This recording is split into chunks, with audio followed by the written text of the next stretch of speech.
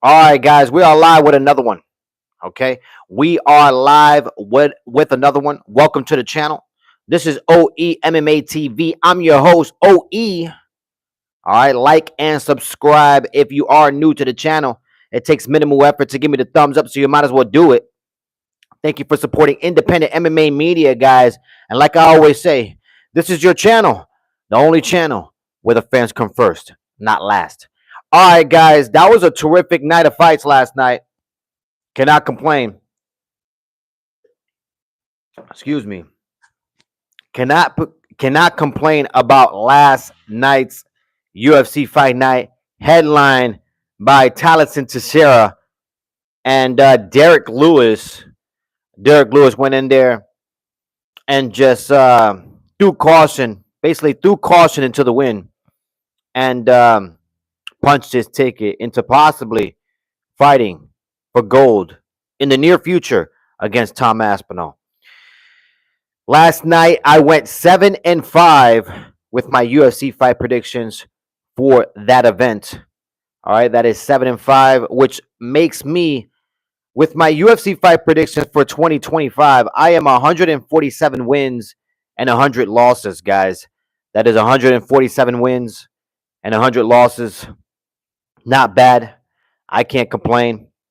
But guys, the topic of discussion today is the fighter of the year, the guy that I have been calling for everybody to give recognition to this guy. I said it in my past videos when I made my pound for pound list after Ilia Topuria beat Charles Oliveira and became the number one pound for pound guy in the world. I said then that Merab deserves to be number one pound for pound. And here we are with Merab being granted and awarded the fighter of the year, guys. That is an accomplishment for him. Congratulations to him. Congratulations to his team. That is huge. That is huge. But guys, I already knew this. I already knew Merab was already the fighter of the year. Not only the fighter of the year, but the baddest man on the planet. Pound for pound, number one, Merab. If you look at, who's he's fought and who's he's beaten, it's been the who's who. It's been murderer's row, guys. Okay? Merab is a phenomenal athlete. And we're gonna see a lot more out of that guy. He's a great champion. And hopefully he continues winning. But yeah, guys, last night's event was phenomenal. Okay, last night's event was phenomenal. Big ups to Morgan. Morgan went in there and took out the hometown boy. I did pick Nate to train Landwehr to win that fight, but unfortunately, Morgan had other plans, man. He went in there and totally demolished Nate to train Landwehr in phenomenal fashion, guys. He had Nate hurt, and he just was like, you know what? I'm gonna put all I have into this finish, and that's what Morgan did. Phenomenal finish, man. Fatima Klein went in there against Melissa Martinez and totally finished her, guys. I didn't think Fatima Klein was gonna win in that fashion, but excuse me, but Fatima Klein proved me wrong. She went in there and got the KO. Strong performance from Fatima Klein. Melissa Martinez, she's 1-2 in her last three, so she definitely got a rebound, man.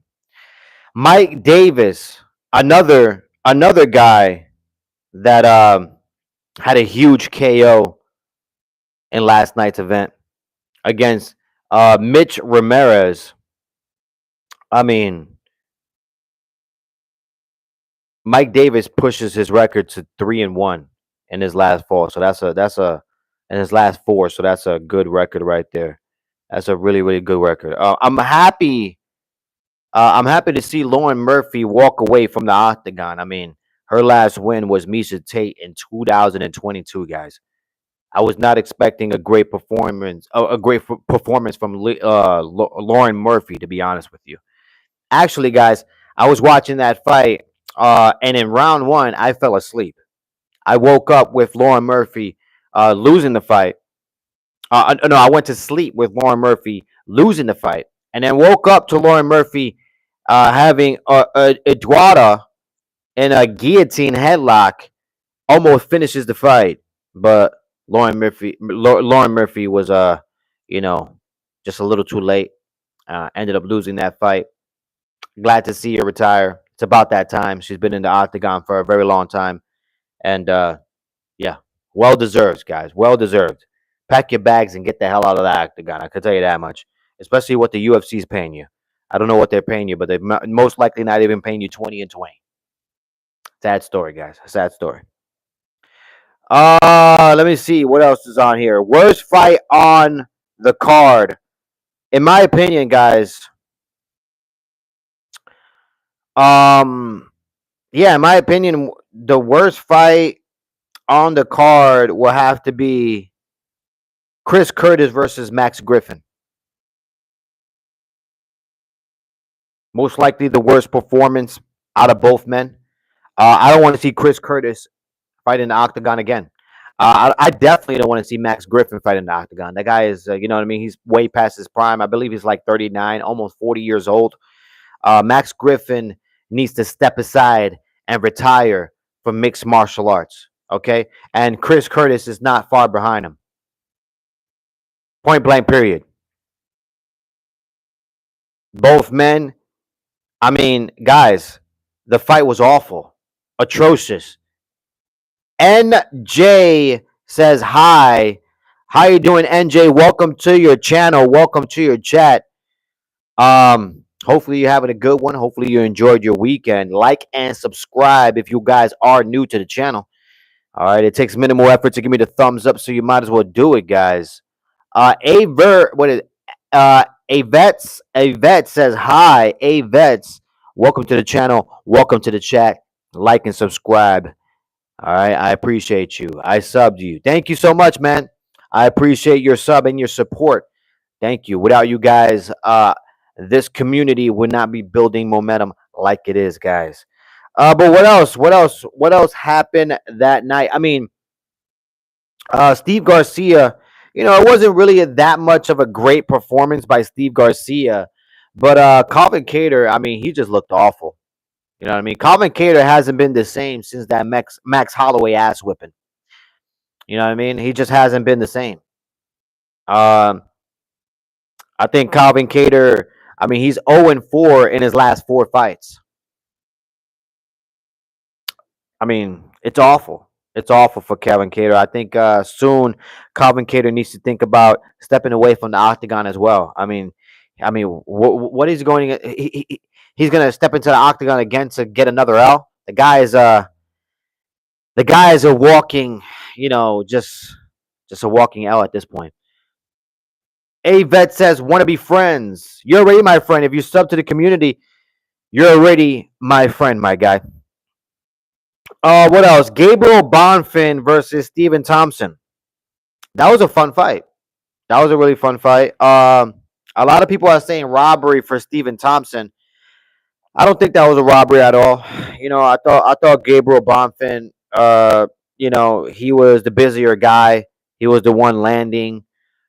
Stephen Thompson, I mean, he had, one sequence, which was a head kick, where he found success. And a lot of people are saying that he should have won the fight just based on that sequence. And I'm like, you guys are idiotic. I don't know what you guys are watching, but this is mixed martial arts. And, there's 3 rounds to that fight. And if you're just looking at that one sequence to say that Stephen Thompson won, you're an idiot. Okay. All right. Uh, Want to do a roast battle? No, I don't want to do a roast battle. I'm not interested in roast battling. If you do roast battle, you're going to be battling yourself to a quick a ban from this channel. Okay, now I'm playing around. And a lot of people are saying the Derek Lewis knockout was an early stoppage. Mars, welcome to your channel. Welcome back to your chat, making your one a month appearance to your chat and to your channel. I really appreciate you, Mars. Hopefully you did see last night's, fights. It was really fun, you know what I mean? But a lot of people are saying there was an early stoppage for Derek Lewis and Taliesin Teixeira. I don't think that was an early stoppage, guys. I thought Derek Lewis was possibly 5 to 7 more fights, giving Taliesin Teixeira more CTE. I mean, Taliesin Teixeira took a strong, either it was a left hand, I believe, or a right hand. He took a strong left hand from Derek Lewis, got dropped, and Derek Lewis started hitting him with some ground and pound. The only way Taliesin Teixeira actually got it back up to his feet was by grabbing the fence and using the fence to his advantage.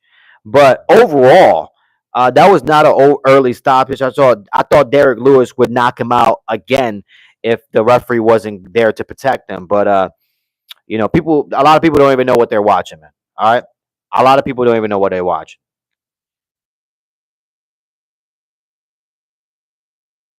Honestly, guys, I'm gonna watch them tonight. That's what's up, man. That's what's up. Go ahead and watch them. It was a good night. It was a good night of fights. I can't complain, right? It was a good night of fights. I thought everybody came out there and performed. I was very disappointed with the Chitty fight with Jake Matthews. Jake Matthews went out there and really performed. He really did. Um, he got a rear naked choke submission win over Chitty. I thought Chitty was gonna win that fight, having so much momentum. And his last fight was a KO, 3-0 in his last three. So I thought Chitty had a good chance of beating Jake Matthews, but Jake Matthews went in there and proved us wrong.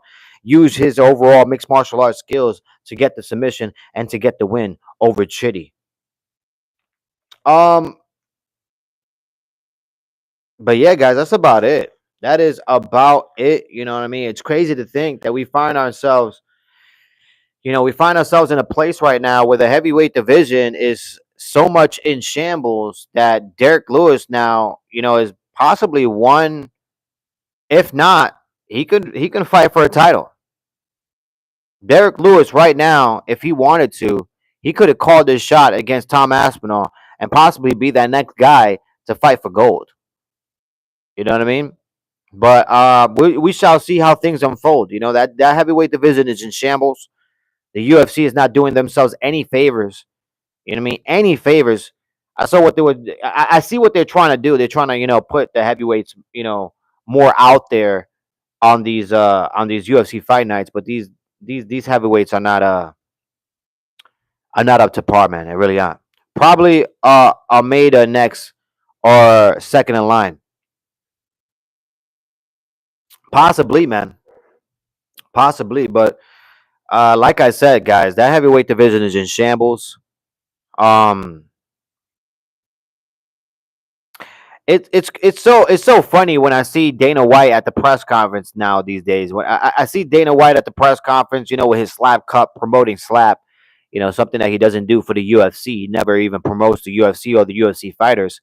But he's out there making his immediate appearances, and he looks happy and jolly. You know what I mean? He really does. He looks happy and jolly right now, while the media just soaks it all in and eats all this bullshit narrative that Dana White and Donald Trump in the UFC are trying to sell us, telling us that there's going to be an event in July, possibly headlined by Tom Aspinall and John Jones, possibly even Conor McGregor. It's all bullshit, guys. It's all murky waters, guys. All right, fucking White House event is not happening at all. Dana White makes me sick. Um, I like Tom as champion though. He could get a good streak going. I mean, for sure, he could definitely get a good streak going, especially right now. I mean, guys, there's nobody there. There's nobody there for Tom Aspinall to build the legacy off of. There's nobody there that's high level competition for Tom Aspinall to say, "Oh wow, yeah, let me put him in my resume. That looks impressive." Guys, there's nobody there. It's awful.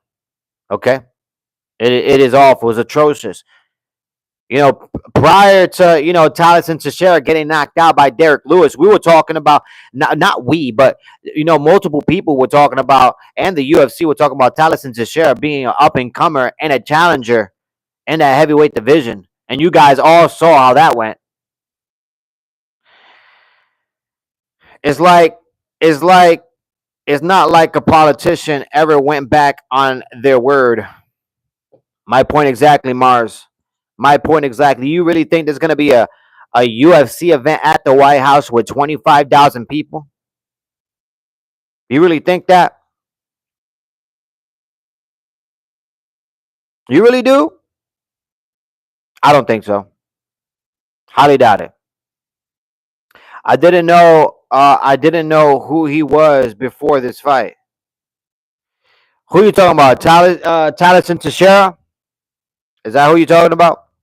I mean, I knew who he was. I watched his last fight. I watched his last KO, and I did watch him on the Contender Series as well. So I knew who he was. But I did pick Taliesin Teixeira to win. But I did say all week long, I was not going to be surprised if Derek Lewis, wins this fight. The only reason why I didn't pick Derek Lewis was because I saw an interview with Derek Lewis, and he was asked about, being a challenger possibly for the belt, and Derek Lewis' answer was, "Oh hell no, I don't want to fight for the belt. I leave that for everybody else." So with that type of attitude, I thought, you know, Derek Lewis, he's just there for fun fights.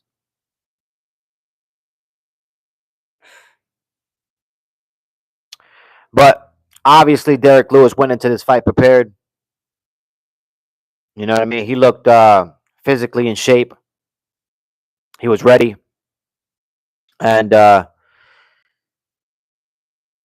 I don't think it was an early stoppage. I thought it was a great performance by Derek Lewis. It really was.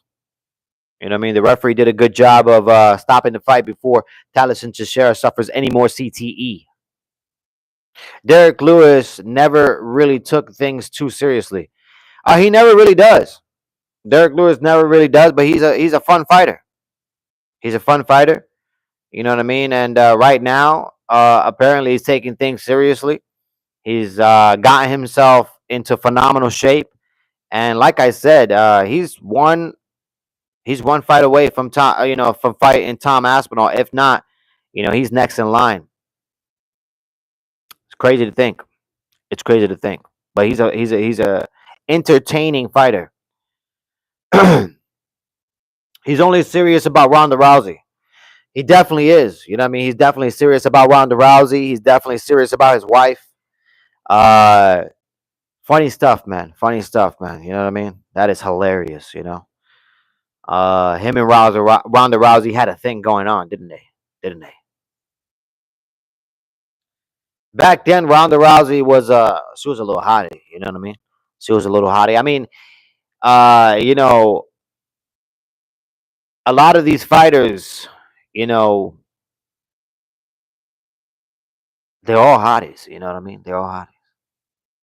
Joanna Jędrzejczyk, she's still a hottie. I saw a picture of her the other day. She's a hottie. You know what I mean? But yeah, guys, like and subscribe if you are new to the channel. It takes minimal effort to give me the thumbs up, so you might as well do it, guys. For my UFC fight predictions for 2025, as it stands right now, I'm 147 wins and 100 losses. That is 147 wins and 100 losses. Not bad. Uh, Keep getting these dubs. You already know what it is. Mars erased his comment here on the chat. I wonder what he wrote. I wonder what it was. But yeah, guys, I mean, I went 7-5. I went 7-5 last night. Not bad for UFC fight predictions, especially at this caliber. Not bad. Not a bad night, guys. You know what I mean? Now we got Max Holloway versus Dustin Poirier. I'm most likely gonna get on live next. Not next. I'm probably gonna get live tomorrow morning. I'll probably get on the live and make my UFC fight predictions for that event. Max Holloway versus Dustin Poirier. I will let her finish me in the first round. Mars, you're ridiculous. Anybody would let Ronda Rousey finish them in the first round, especially in the beginning seconds. Okay, all right. Um, you know what I found out the other day too? Like a couple cards ago, I found out that attraction can come in many ways. Okay, because here I am thinking that Tracy Cortez is a hottie. I'm here like, man, Tracy Cortez, she got a body on that girl. She got a body bod. Let me tell you that. You know what I mean? Backside looking good, front side looking good. Tracy Cortez is a hottie. She's pretty. But the moment she opens her mouth, that she's no longer hot to me. It happened. It happened the moment she got on the mic and started talking. I'm like, oh, wait a minute, she's not hot anymore. Oh shit, she's one of those. So Tracy Cortez, she's a hottie, but only if she keeps her mouth shut. Unfortunately, all right. Unfortunately, that card has good fights, but there are no stakes. Yeah, there really isn't. There really isn't. I mean, it's just one of those cards that the UFC put together, to try to make things fun. You know what I mean? And I mean, they can't come up with some new ideas, guys. Sean Shelby and Mick Maynard, they can't put their brains together and come up with some new ideas.